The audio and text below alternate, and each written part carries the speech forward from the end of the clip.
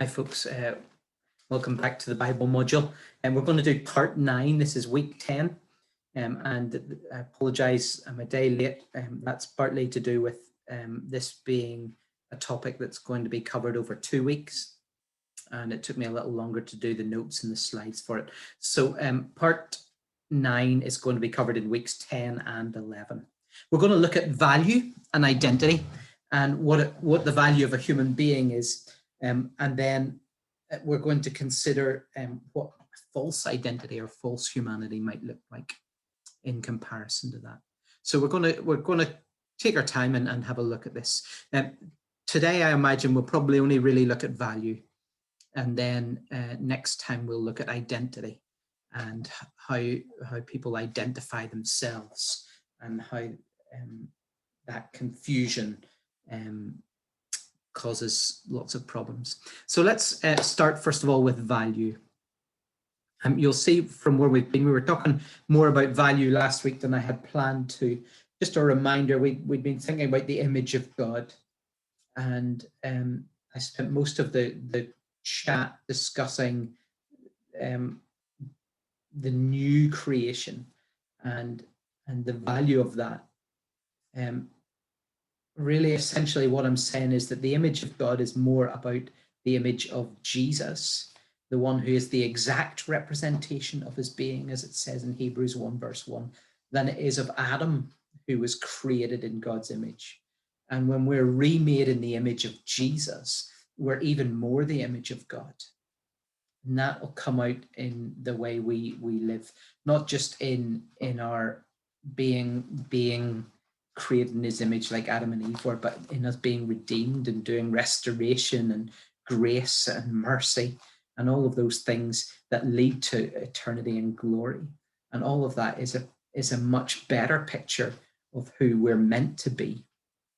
So the image of God isn't just about what we were or what Adam and Eve were, but the image of God is about who we are in Christ, and much more so. And that's a picture of who God is.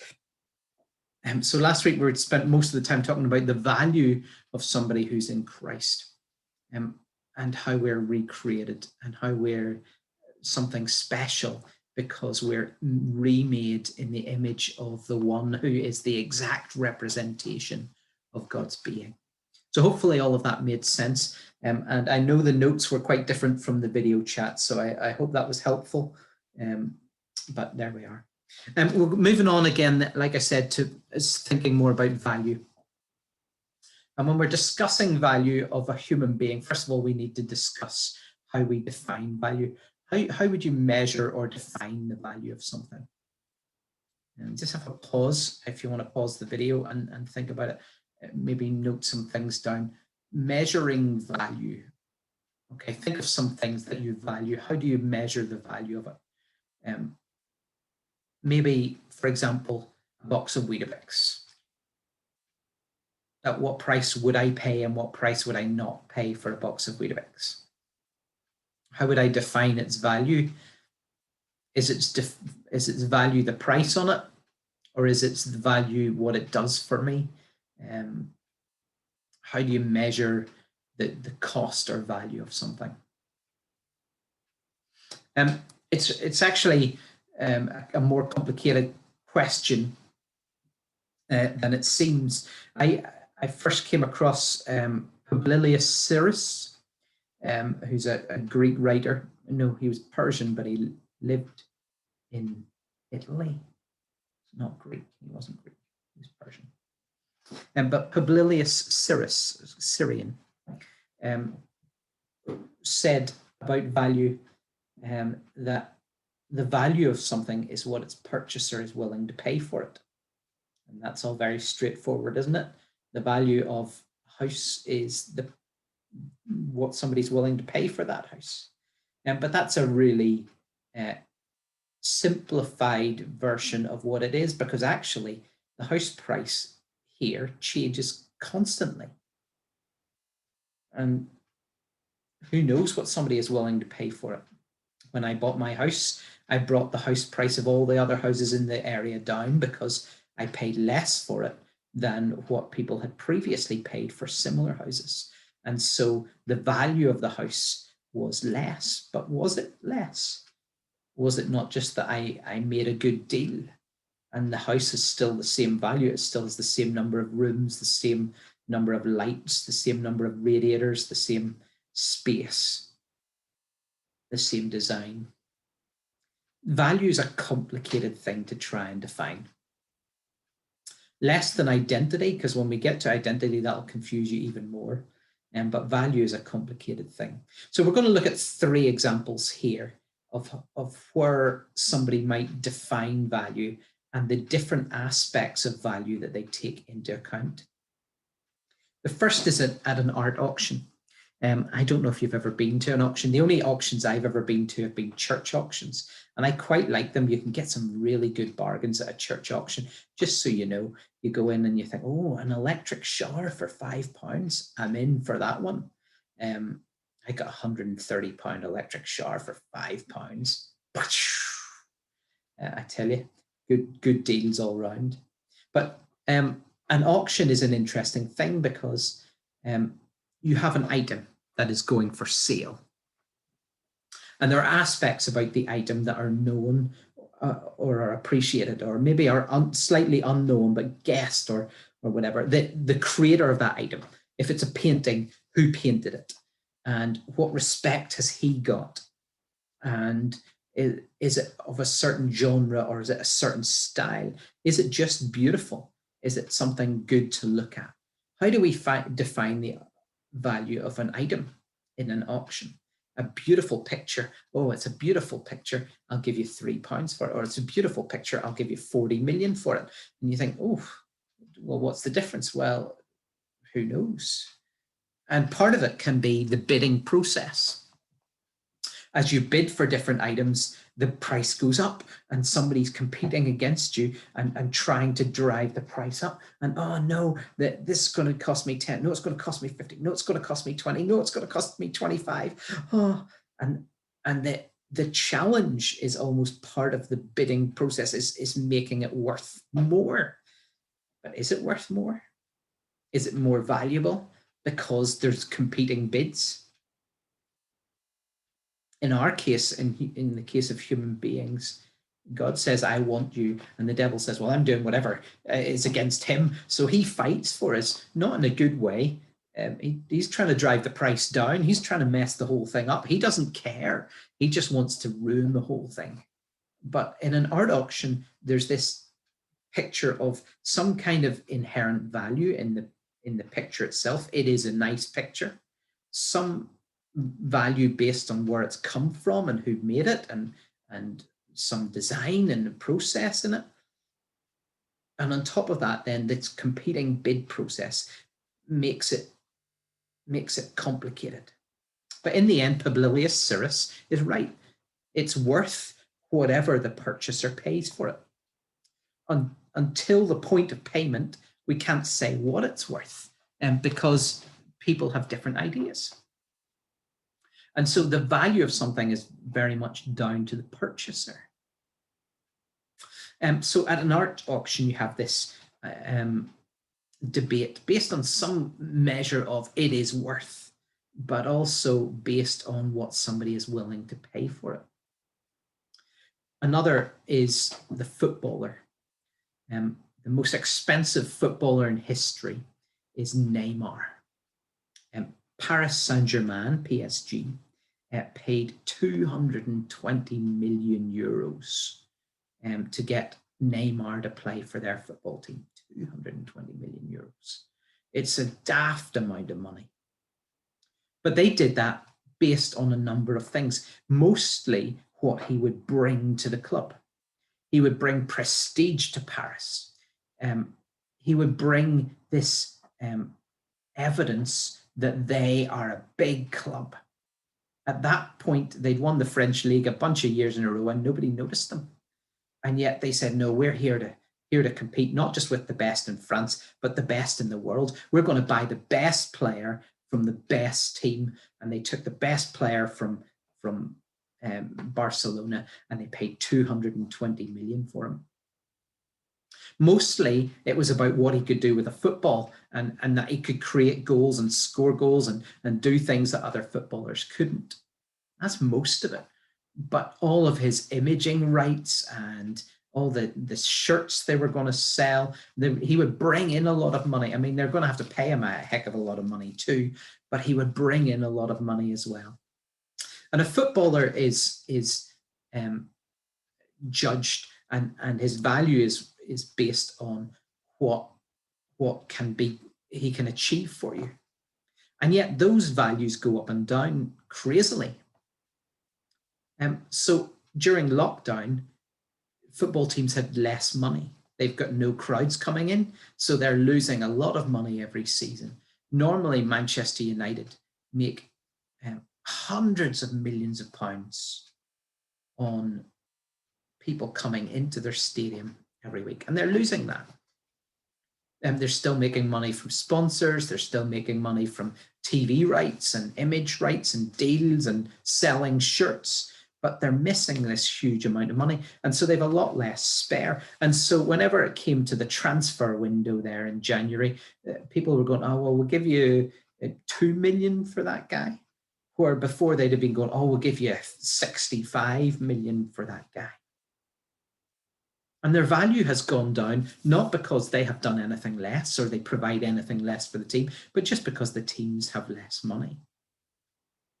A footballer's value will vary mostly on what he can do for your team. And his value is based on service, what he can serve and provide for you.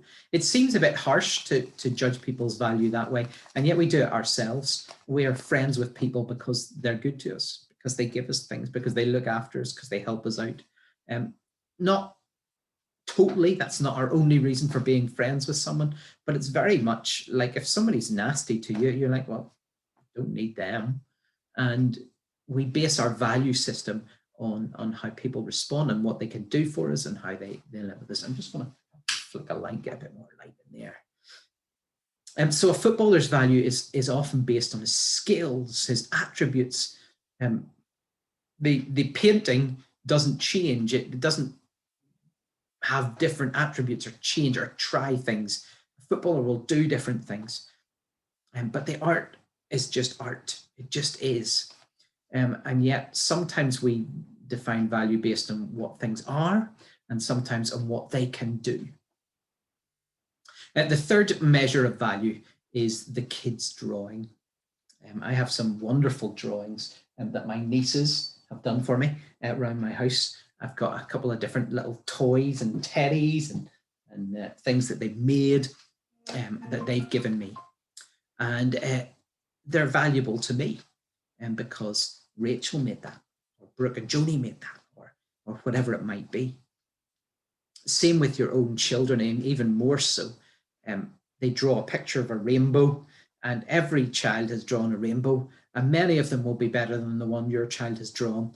And the colors might be in all the wrong order, and it might not look round and shaped like a rainbow. In fact, it might look very much like lines all over the place, but they drew it and you like it. It's yours. Not because of its brilliance, not because of what it does for you, not because you look at it and it draws you in and your attention is captured or there's something special or spectacular about its design, but literally because your child did it. Another parent comes along and goes, oh, well, my child's is better. And you say, no, my child is the best. No, my child is better. And you have this debate, actually, they're rubbish paintings. I have this debate with people when they say, oh, look at my lovely child. And I'm like, all children are ugly. They're big blobs of flesh. They look like my face. And you think, right, is that really lovely? But it's lovely because it's your child or your niece or your nephew or your grandchild or somebody that you know and you value them. The personal element to value is very significant in a lot of the decisions we make as well. We have a personal liking for something. If somebody sent me the signature of Stephen Gerrard, thanks, Drew. Drew sent me a picture of Stephen Gerrard that he'd signed. And somebody sent me a picture of Ole Gunnar Solskjaer, the Manchester United manager, and he'd signed it. I would value Steven Gerrard because I'm a Liverpool supporter and Steven Gerrard was our captain for years. I wouldn't value Ole Gunnar Solskjaer because he's the Man United manager and I don't like Man United. And yet inherently their value is similar, or maybe actually Solskjaer's is worth more money because he's more famous at the moment. Steven Gerrard's the manager of Rangers, not Manchester United. And I apologise to all those of you who live in Scotland and think Rangers are the biggest club in the world, but no. And yet to me, one is worth more than the other, not because it's a better signature or a better design or the picture's better, not because it's really worth more, but because I like Liverpool and I dislike Man United. We use personal opinion when we define value. We use the service something can provide when we define value, and there is some level of inherent judgment about what the value is. So, Monet is famous and popular. His paintings are spectacular if you've ever seen them. But it's not just about the painting. It's about his name and all the legacy that goes with it. And it will always be worth money because he will always be famous and it will always be recognized as spectacular. So as well as inherent value, some kind of measure of what something is worth, there's service value, there is personal value, and there's so many other things. Like I said, there's just that transient value based on environmental things. The house price here during lockdown will be different than it was 2 years ago. When I bought my house, it changed the house prices because I paid less. My house in Northern Ireland, when I bought it, was worth 83,000. Actually, it was slightly less than that a few months before, but it was 83,000. A year later, I could have sold it for 180,000. And a year after that, I'd have been lucky to get 65 or 70 for it. Crazy ideas, because house prices are based on confidence. And the crash in 2008 meant house prices plummeted. And that's the way it was. People assumed house prices would keep getting bigger, and then they stopped getting bigger. And then people went, oh, it isn't actually worth what I paid for it. And the prices crashed. So value is a complicated thing. In the end, it is decided by the purchaser, not by the seller, not by the creator, but by the purchaser. And that becomes an issue when we're trying to define our own value, because sometimes we end up trying to sell who we are and what's good about us. Oh, you got to love me. I'm handsome. I've got a baby face. I've got this, I've got that. I'm good at football. I can play the guitar. We sell who we are in order to recognize our value. But our value isn't based on those. Our value is based on the purchaser. So the key thing is to be aware of who you're selling yourself to. Not that we sell ourselves into slavery, but actually there's a reality in that, in the sense that we do sell our product. We try and make ourselves appear valuable, and we want to experience that. We want to feel valued. So we looked at inherent value, service value, personal value, and then the question is there such a thing as true value? Is there a measure of value that can be considered accurate? Well, again, it comes down to who the purchaser is. If the purchaser has a right, has a better knowledge of a field, then he can give a more accurate value. There are lots of valuers in art. And every now and again, one of them gets fooled by somebody's child's painting, which they thought was by a famous artist and was worth millions.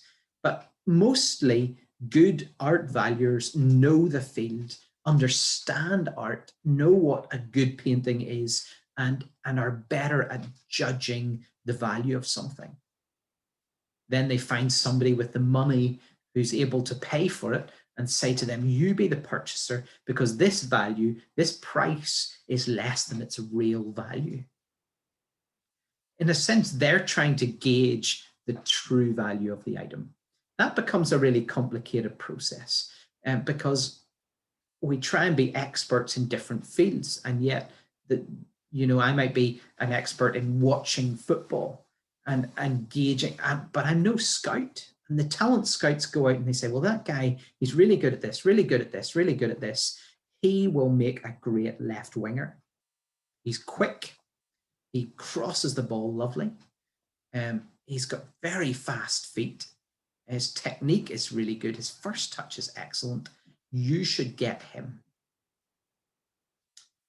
I look at him and I go, oh, I like him. He's crossing the ball nicely there. I see less, but the true value of the player is down to the club that's willing to buy him. They're willing to say he is worth putting in our team. He is worth us spending X amount because actually he will improve what we do. His position will be that, and we will play him as a left winger and he will make a difference. But true value is complicated. And it comes down to the definition of truth again. What is truth? Is it just something that is not a lie? Because then value is still up in the air. I might not be lying when I say I think it's worth 50 quid. And the art expert says, actually, I think it's worth 8 million. And neither of us are lying, but what is the real truth? What is it really worth? The problem is that truth has been redefined in our world as you can make it up, subjective. And yet when Jesus says, I am the way, the truth, and the life, he's saying, I am the truth. I am the one that everything is really about, the one who really defines everything, the one who is the measure of what is true. And so if you want to understand true value, actually, you need God's opinion. You need Jesus' opinion because he is the truth. In the end, he created all things. He can destroy all things. Everything is held together by him and for him. And the meaning of everything is understood by him. And therefore, it's his decision what value really is. The truth is that God's definition of value is the only one that really matters, especially because God is the eternal one. And therefore, the value that he puts on something is eternal. When you buy a house, you hope that it will last a long time, hundreds of years, maybe, if you're lucky. And you think, wow, well, if I buy a house for this amount, it will be worth this amount for this many years, or it will be worth more for this many years, or it will eventually be worth this much because we assume it's going to last a long time. On the other hand, when I buy a steak in a restaurant, by the time I've left the restaurant, that steak is worth nothing.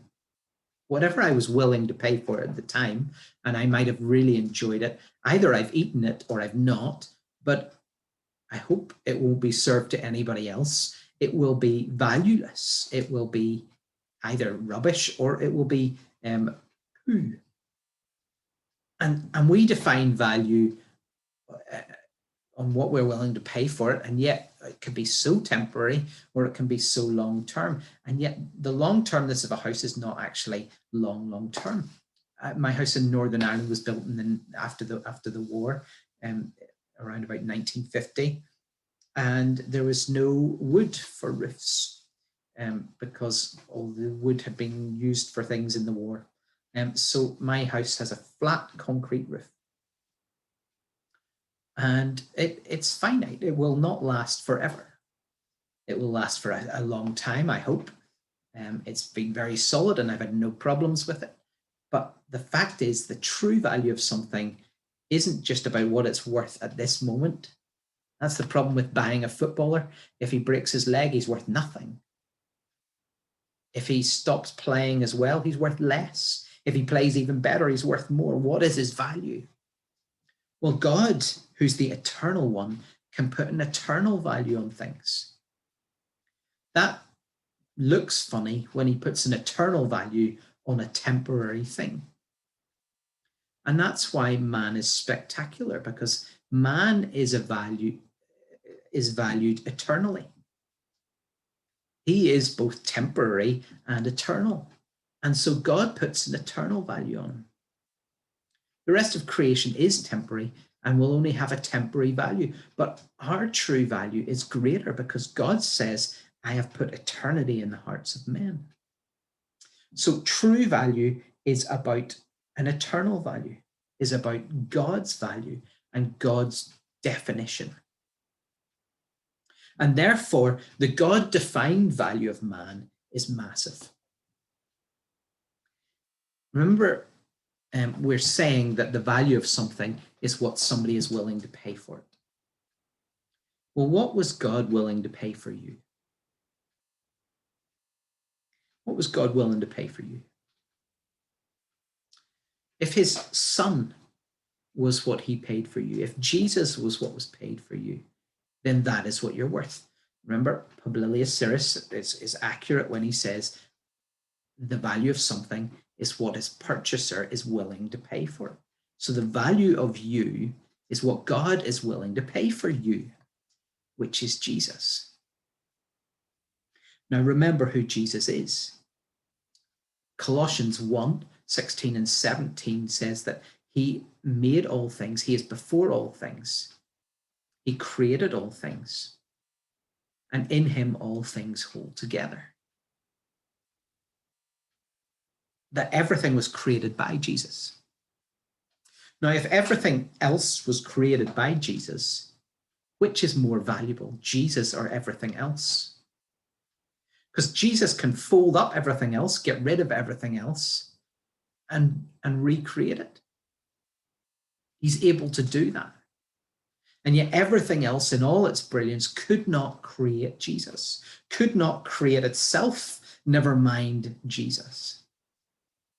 So which is worth more? Jesus or everything in all of creation? Jesus or everything in all of creation ever? Everything that was ever made, everyone that ever lived? Well, the answer is Jesus, because he could do it all again.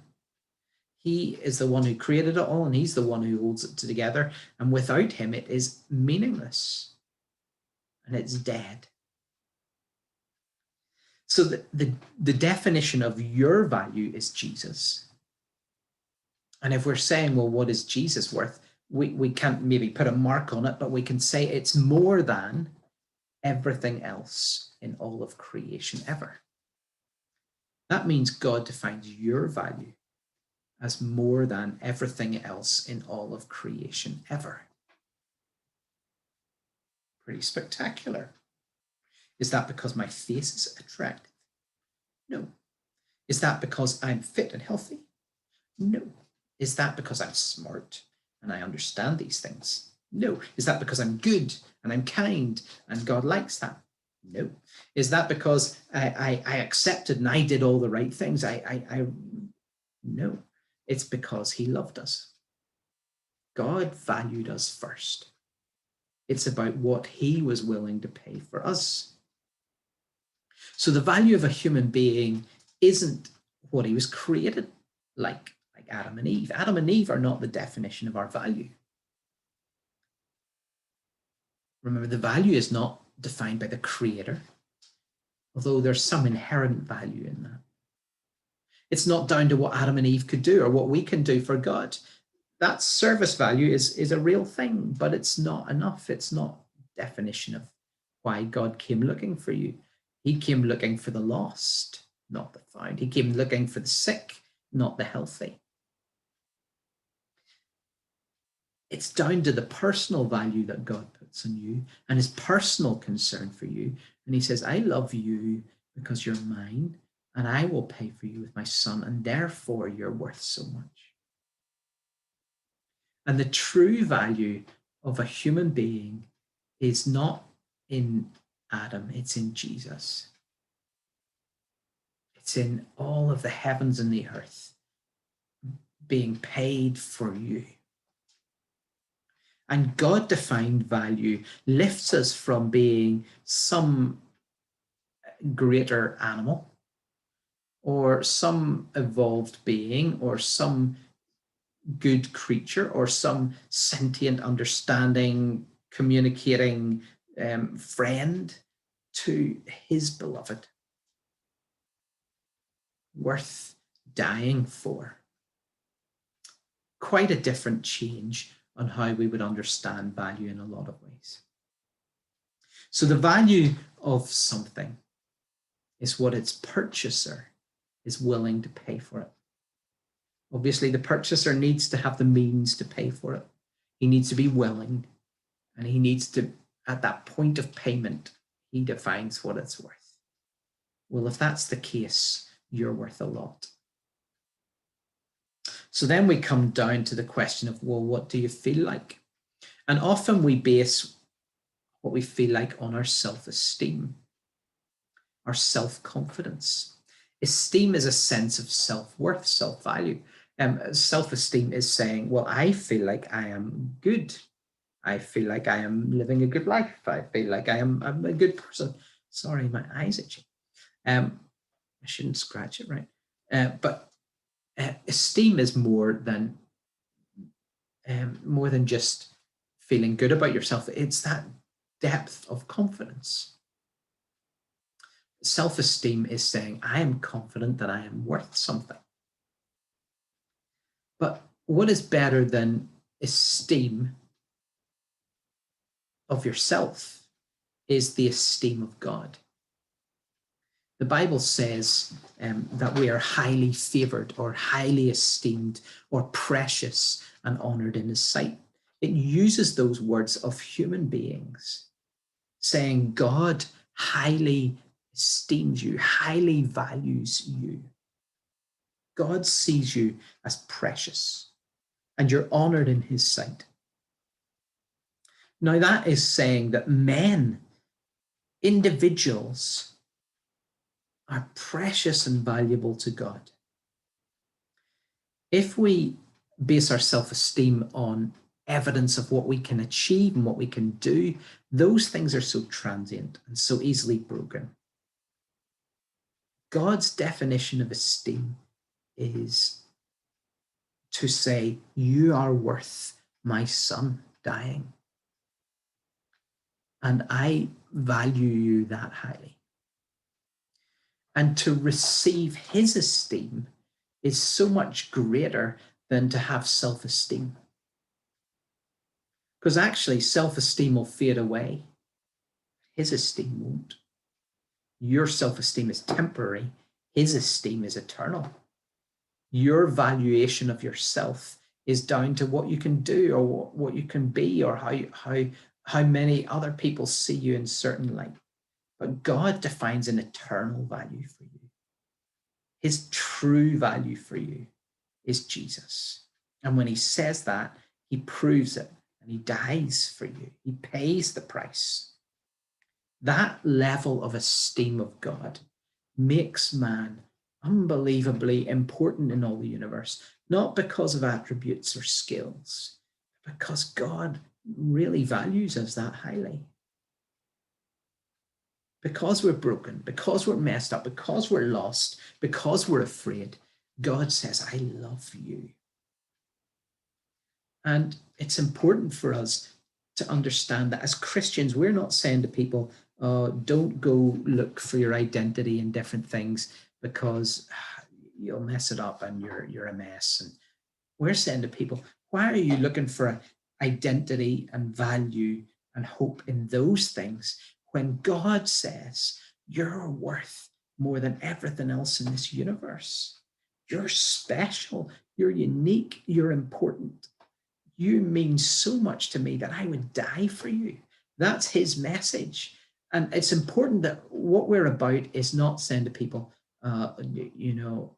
you failed, do better, you're looking in the wrong place. but pointing them to Jesus, to the proof that God values you. Look how much he loves you. Look how much he values you. He died for you. The measure of the esteem of God is massive. And it gives value to every human being. My issue with a lot of the valuation of human beings is that somebody who's disabled is valued less, but not to God. Somebody who's poor is worth less than somebody who's rich. Somebody who's pretty is worth somebody more than somebody with a face like mine. And you say, well, that's fair. Well, it might be fair, but it's not God. It's not his definition of esteem. He died for you, and your value is massive. And when we get onto identity and how people look at identity and try and understand it, I don't want to sound like you're looking in the wrong place, you're an idiot. I want you to say, well, you're looking in the wrong place. Look at what God says. Your understanding of value and identity is mixed up. Yes, it is, but that's not because you looked at sexuality and I looked at this. It's because you need to see what God says about you. You need to understand your value there. So as we've talked about value, we've talked about how value can be measured, the things that impact the value of something. And we treat each other as if some are more valuable than others. And it's a concern. As a church, we should recognize, and I'm not just talking about my local church, I'm talking about the church. We should recognize God's valuation on every life. And now that's not so we say, oh, we're pacifists, we don't kill. Oh, it's, we won't have this or we won't. You know what? It's down to saying everyone is valuable. And we should look at people and see the value in their life, see Jesus in their eyes, look at them and say, God died for you and you're meaningful, whatever they're like or whatever mess they've made. That's his definition of value. And yet, the guy who stands at the front is worth more than the guy who fiddles on the computer at the back. The person who leads worship is so amazing that the person sitting in their seat is worth less. That's not real. And we need to be careful as a church not to highlight the skills of somebody or the gifting and ability of somebody or the joyousness of somebody, but we value everyone because Jesus died for them. I know it's not easy, but that's the definition God puts on things. What is a human being worth? Jesus. And what is Jesus worth? More than everything else that was ever made. And don't look in somebody's eyes without seeing something spectacular. Not because of the way they were made in Adam, but because they were remade in Jesus, or the way they can be remade in Jesus if they're not yet in Christ. We imagine what God can do with that person. Don't be afraid to stand up differently and speak differently about how we understand value. The fact is, this world is very screwed up in its value system. And when we come to look at identity, you'll see that.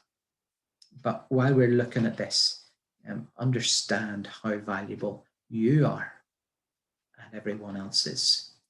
Not ever mistaken in God's evaluation. Thank you for spending time listening to that, and I hope it's encouraged you to think again about the value of your life and others.